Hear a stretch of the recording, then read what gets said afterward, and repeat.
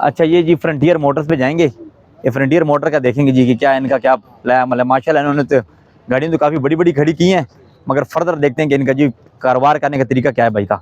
अस्सलाम वालेकुम जनाब, क्या हाल है, ठीक है, खैर खरीद हैं, ठीक ठाक हैं, खैर खरीद हैं, आप हैं ओनर इसके, आए